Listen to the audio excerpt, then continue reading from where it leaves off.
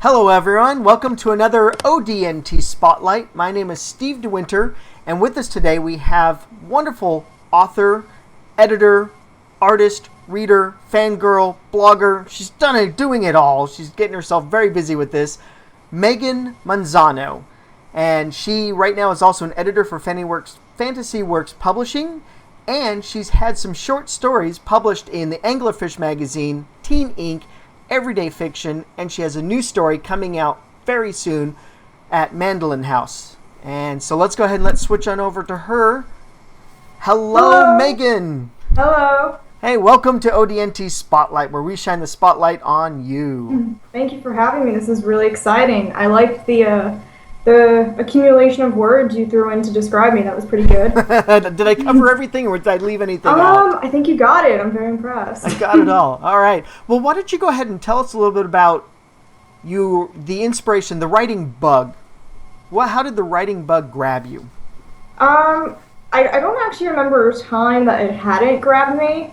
I remember being the kid who was like 3 or 4, like just learning how to write, and I started carrying notebooks around with me. I had all of these ideas kind of just, I guess, like coming at me from a young age. I remember like I'd be on the train and I'd be writing something in my notebook. I remember like I'd go on vacation with like my parents and I'd have to write something at the beach, like anywhere. It just kind of happened, which is really strange because neither of my parents are into those things, but ironically enough, my brother and my sister-in-law are. But it's funny though to look back at those stories I wrote as a kid, because the imagination was something, although not logical, but it was definitely something. Something else. Yeah. There was one story I had with ghosts, alternative dimensions, and then some like teleporting. I wish I had that again. All in one story? All in one. Do you still have all these? Because you hand wrote these into notebooks, right? Yeah, I have them. They're in one of the like a storage cabinet in my closet. I can't even try to get rid of them, but they're very good to look back at and laugh. I have to move them to a fire safe, just in case. God forbid something bad happens, but move them to a fire safe. Yeah, you can't touch them, let alone read them, because my handwriting is pretty bad. So. When we look at that, you've gotten some short stories published. I mentioned some of the magazines: Anglerfish Magazine, Teen Ink, Everyday Fiction, and then your latest, Static, comes out real soon from Mandolin House. So what's it like writing the short stories for this? Because, me, I only do really long, big, giant stories. I can't do anything short. What's it like writing shorter stories? It's definitely something I get asked about a lot, because a lot of writers, especially on the Twitter community, are into writing their novels and NaNoWriMo and participating in all these writing challenges, and I'm sitting here like throwing out like anywhere from I guess 700 words to like 6,000 word stories, and those come easier to me. I guess I like starting in the middle of the story as opposed to building up to like all of the details. Like I throw the details in as it comes along, but I don't, I guess, spend as much time going from the beginning to the middle. I just like starting right where the climax happens and just building to some kind of end, which doesn't exactly work for everybody. So it's something. I guess it's like my sort of niche in terms of writing. So do you find the shorter the story it is for you to write? Because you've got some flash fiction out there, which is about 1,000 words. You've got a 100-word story that I discovered called Infinite. Yeah. That you put out there. And then you are also involved in the Twitter 6-word story challenge. Yeah. A lot of it for me is, I guess, I get a lot of very short inspiration, and that's easier for me to just put into like 100 words or even 6 words. Like I'll see a prompt and I'll go, oh, I know what to do for that, and then it's out, it's done, and then, it's easier for me in the sense that I guess the muse comes faster, or maybe I'm just like zoned into that particular idea, and that's how I'm able to get it down, because I know like 6-word stories, or it's questionable if you can even call them a story, because you're just like right into, it could be anything, anytime, any place, and then flash fiction, it's a little bit more narrowed, but you can still branch out a bit. It's just like I sort of take whatever inspiration comes and just go with it. That's excellent. Yeah, because I know I've tried to do those 6-word challenges, and 4,000 words later, I go, I can't pare it down any smaller. I don't know how to fit this into a Twitter status. Exactly. 140 characters, impossible. Yeah, it's rough. You have to pick your words carefully. You have to get some kind of idea going. But you're known most for doing your shorter fiction and everything, but you're also working on a novel right now. Yeah, I'm trying. It's been like a year process of kind of outlining things, a year process of sort of trying to throw ideas around, getting where I want my characters to be. It's like I started writing the first chapter on the bus ride to school one day, and I'm like, okay, this is good, and then I haven't touched it in a while. It's this weird back and forth process that I kind of go to and then leave. But you keep coming back to the story because you have one of the characters won't let you go. Nope, he won't. Not at all. And I think I saw his name is Alex. Yeah, that's been my baby. I kind of started him when I was about 16, and he was in a completely other universe that I wrote him for. And then he expanded into, hey, you know what? You should pick me for a novel. And I pretty much decided then and there that I wasn't going to let him not be the main character of my novel. Excellent, excellent. And so, what genres do you prefer for reading? Sci-fi. Let's go for reading. Okay, reading. Okay, reading's tough because mainly I'm going to go for sci-fi and fantasy. I like the apocalyptic worlds. I like, rebellious, like, characters trying to take down a government. I like different worlds being created. And so that would also tap a little bit into fantasy. And then there's also, like, the books that I like to read is more of a, like, comfort, which I realistic fiction, or like maybe like a little bit of romance, but not like overly done. Like I guess one of the books that would fall into that category is The Fault in Our Stars, because that got me. It's kind of a mix. I kind of just hop back and forth, but my main genres would be sci-fi and fantasy. They're the ones that I can just get sucked right into. Excellent. And what do you like writing? Surprise, sci-fi and fantasy. More so sci-fi than fantasy. I have one short story that I'm working on for fantasy, but like that keeps getting like pushed aside as more sci-fi ideas come along. So I guess I like the whole idea of creating some kind of society gone wrong, that the government kind of messed up on, or like people are trying to figure out what they should do with an alternative situation. Whereas fantasy, I feel like I can't exactly construct an entire world in the same way that fantasy tends to do. Yeah, because I was looking through at some of your short stories, and the one that's published on Teen Ink called The Last Line, very sci-fi feel to it, and I'm one of the ones, I looked at the comments where they're going, more please, and I'm one of those, more please. I liked how you set that one up. And for those of you who are watching this, if you're watching this embedded on another website, just click the little button down there that says view on YouTube or watch on YouTube, and then you can see the description. I have Megan's website here, and when you go to the website, she has a publication link for publications that she's done, and click on the one for Teen Ink called The Last Line, and read that. I guarantee you will love it. Thank you. So I want to know what happens now. It was cut off. No. Yeah. All right, no more spoiler alerts. All right. And it's a really short story, so it's one of the ones that's less than 1,000 words or something like that. So it's I want to know more. We all do for that. So while you're writing, I saw that you had a post there on the different things of whether music versus silence. Because I know when I write, I'm listening to Pandora. I don't know. Should I admit this? I listen to the house music. Oh my gosh, I wasn't expecting that. No, but not from Old Dog. No, I'm listening to all the new stuff. House stuff. I've never been to a club in my entire life. Probably will never go. I'm too old. They won't let me in. But that's what I listen to when I'm writing. It's definitely catchy. I mean, I can't blame you for that. It's very fast and just. Yeah. So what about you for when you're writing? What is your preference? Um, I would have to go with silence, or if it's not that, instrumentals. I tend to kind of get sucked into my writing, and if I have music with lyrics or like a heavy beat, I'll get sucked out of that. So instrumentals help, in my opinion, because they kind of can flow along with whatever mood that you have.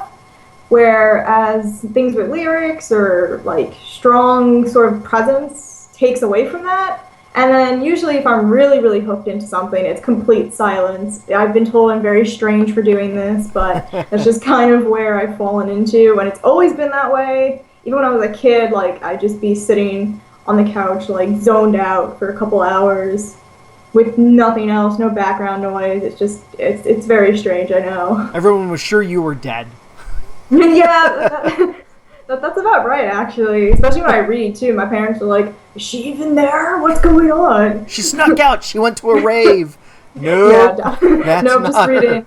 I mean, I'm in like some, crazy society where like, there's rebellions happening. I mean, that's probably a little bit more eventful in a way. A little more dangerous.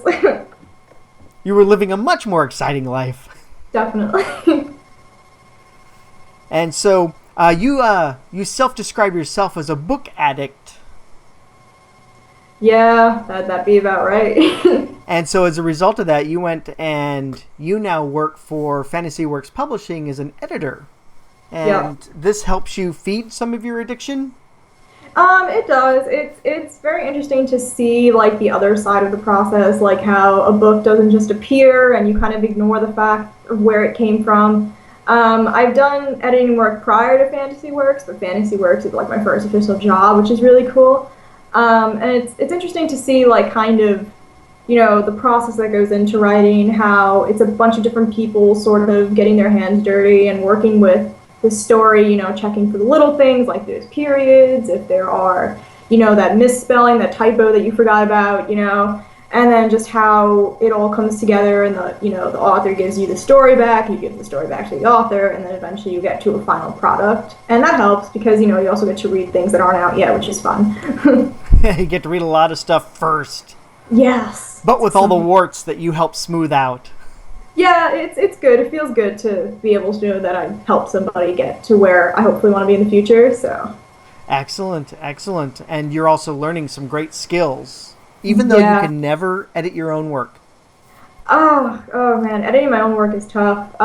It's kind of like, but I know that this sounds fine in my head. I don't see the problem with it. And then you get like something back, and you're like, oh, okay, now I see it. But it took a while to get there. You have to be convinced. Yeah, definitely. And it's helping you see that there's more to being an author in today's world than just sitting down and you and the keyboard or you and the notebook by yourself and writing, and you're starting to spread out to do more of the things like this interview, more socialization, so that people can see you and see that, hey, I like Megan. She's great. I'm going to go check out her work, and you're very smart in using short stories to start build up your audience so that when you do have a big book release, you'll have 1 million fans all clamoring for it. Hopefully. I mean, socializing is very strange to me. Like, I guess I would call myself an introvert, and then to throw myself onto all these different websites and share my thoughts and my opinions. It's like, whoa, okay, this is a lot right now. We might need to like go hibernate for a little bit. Yeah, I'm what I consider an extroverted introvert. I've heard of them. I can sit by myself in a room with a book, or even just nothing in my head and be fine. I've never been bored in my entire life. And then I can go out and smooge and say hi and chat with everybody and approach absolute strangers. But I prefer being all by myself, writing usually. That's what I love.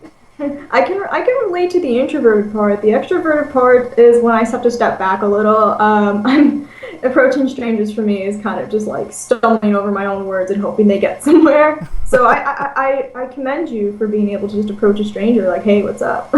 It's not easy. It's not easy, but I do it because, again, in today's world as an author, you can't just hide in your cabin by the lake and put out another book. You have to be out That'd be there. ideal.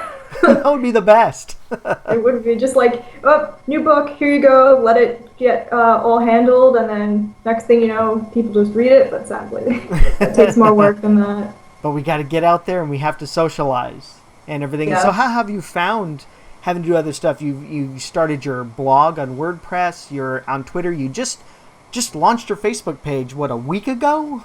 I think it's even less than that. I think it was like 2 or 3 days ago. It's very recent. It's brand spanking new. But for everyone watching the video, I had the Facebook link down below. I'm caught up. You caught it. We are fresh, brand new, hot off the presses. So you're getting yourself out there, you're getting yourself known, starting to make the connections. Yeah, it's really strange. Like, I have some family members who are kind of in the writing business with me, and like the first thing that they said to me was, "You need to get this, this, and this." And I'm like, whoa, hold on.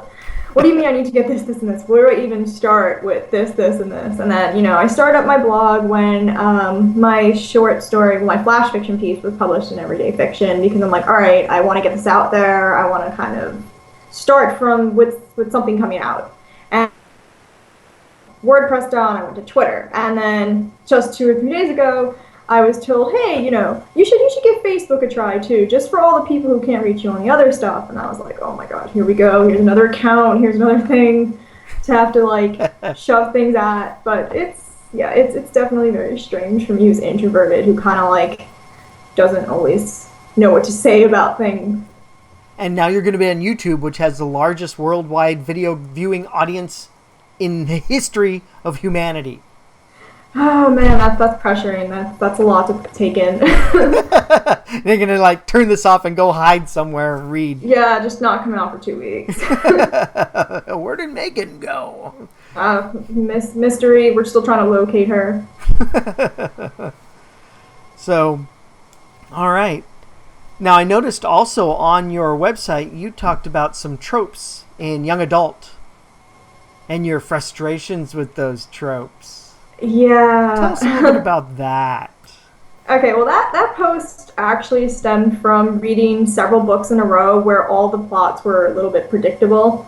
And they all involved like a love triangle element, or the reason why the character was doing something was because they were in love with someone, or like thought they loved somebody. And I just got to a point where like, you know what, I need to rant about this. I need a blog post about this. I need somebody who understands like what's going on. Yeah, I have a blog. I should use it. Yes, I can talk.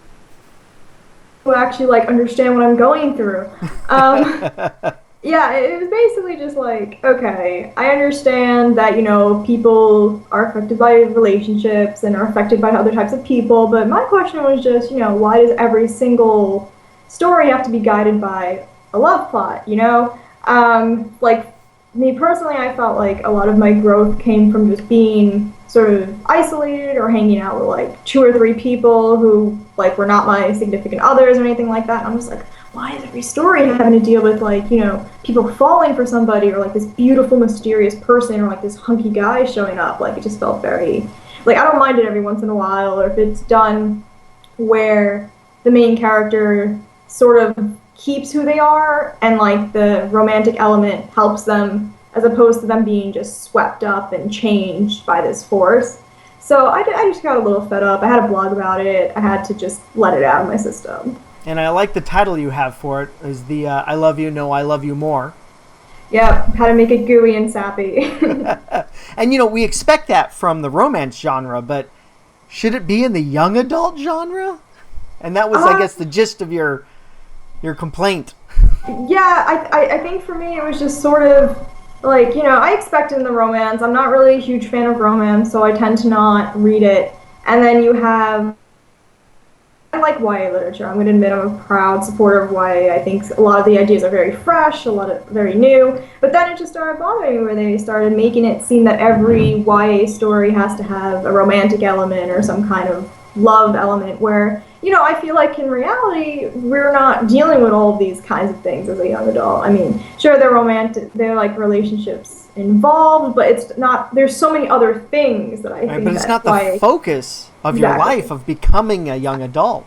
Exactly, there's so many other things. I feel like it'd just be more realistic if if some YA just touched more on that, or if it wasn't like the driving force of the novel.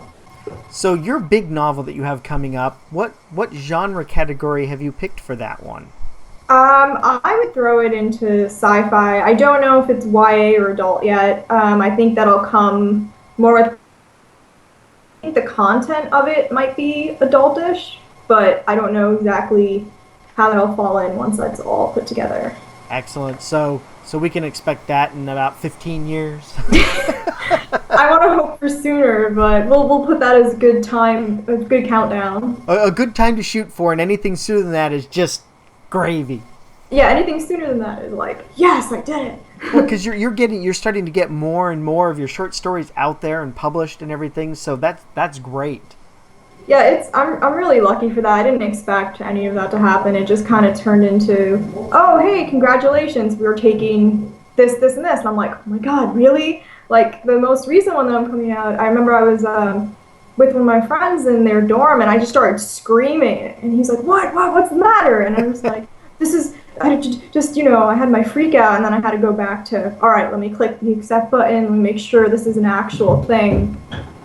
Yeah, it's not somebody playing a trick on me. Yeah, like this isn't, wait, yeah, we liked it, but, So your newest short story that you're talking about, it's titled Static. So that Yes. sounds very science fiction to me.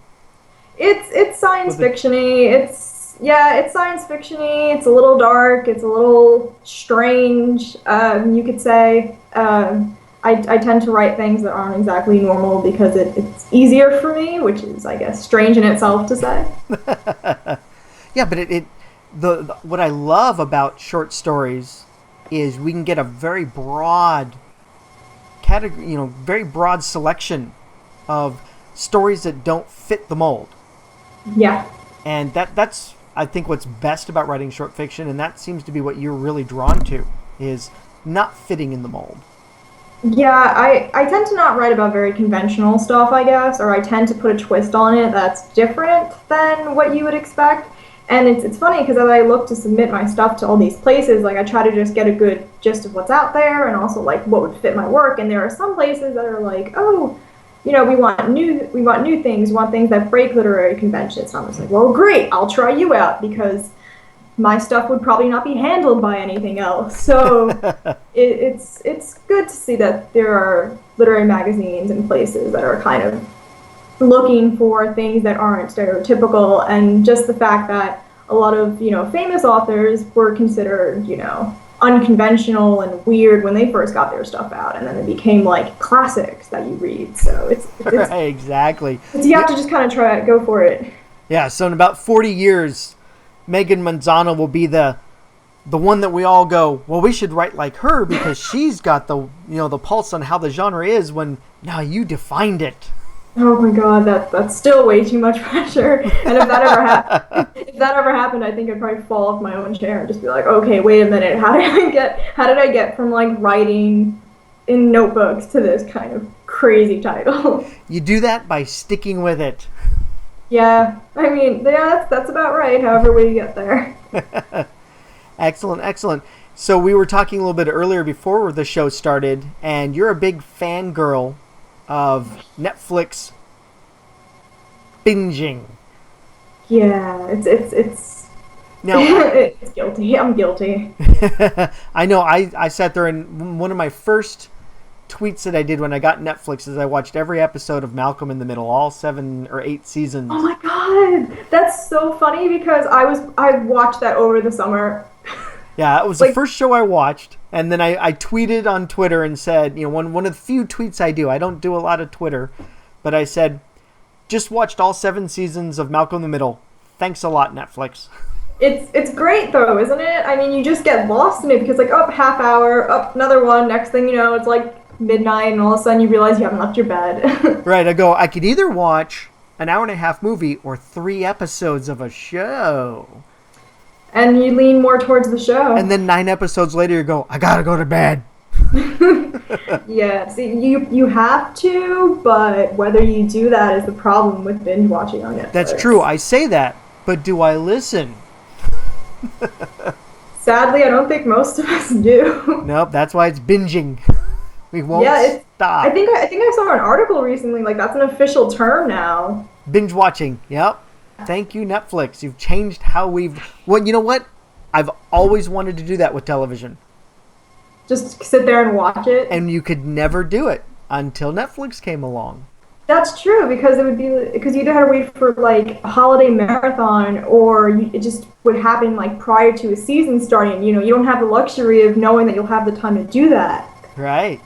Now, how has your Netflix binging come into play now that you're doing more writing and more stories? Do you find that now you struggle between writing and entertainment for your benefit rather than creating entertainment for others? How do you balance that?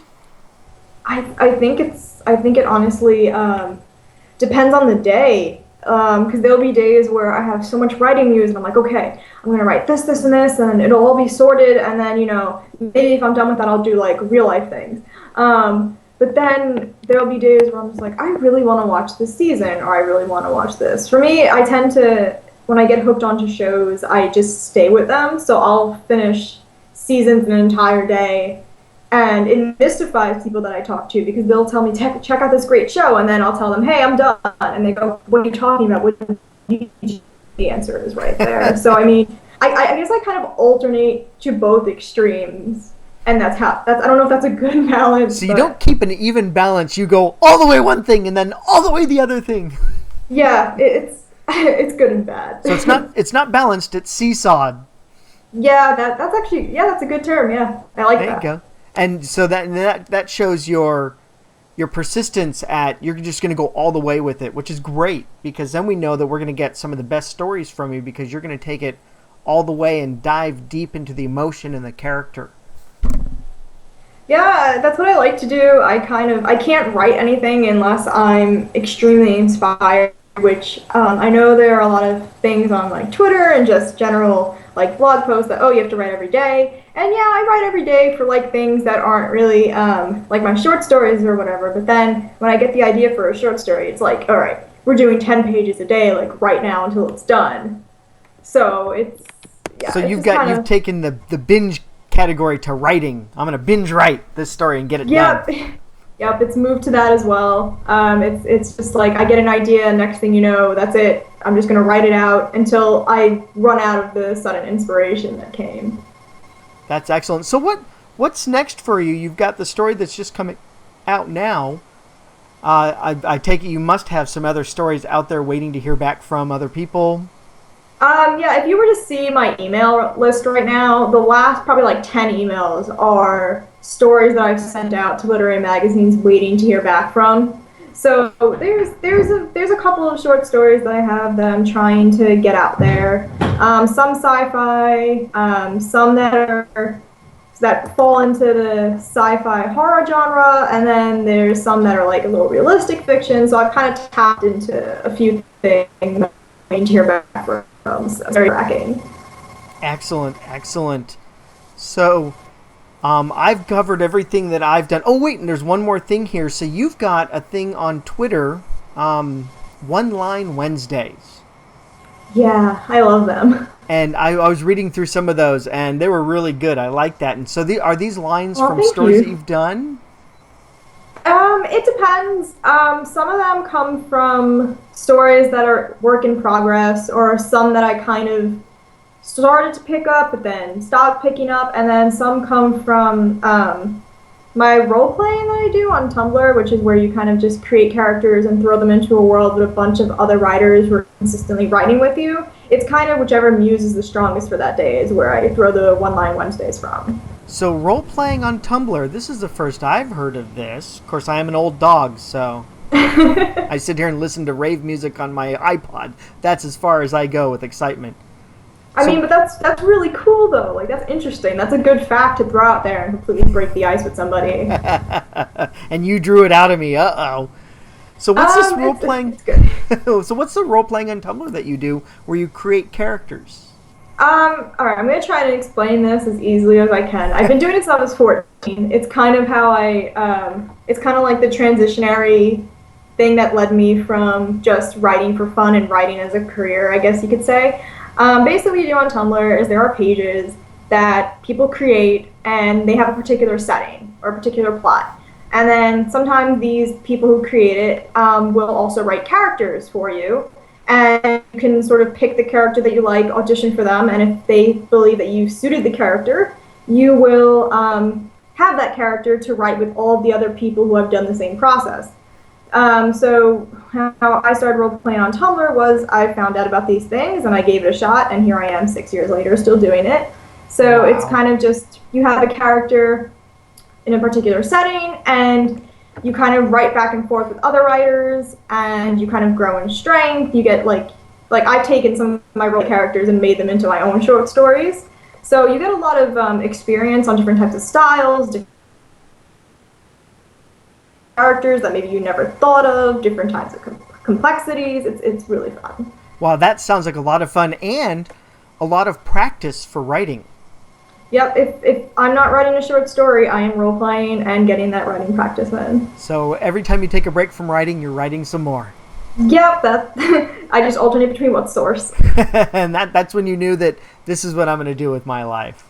Yep, it came very suddenly. I sort of just had like a revelation after reading my favorite book, I should say, and I'm like, that's what I want to do. I need to stop like trying to pretend I'm going to do something else. This is what I want to do. Excellent. Well, it's good at such a young age you discovered that.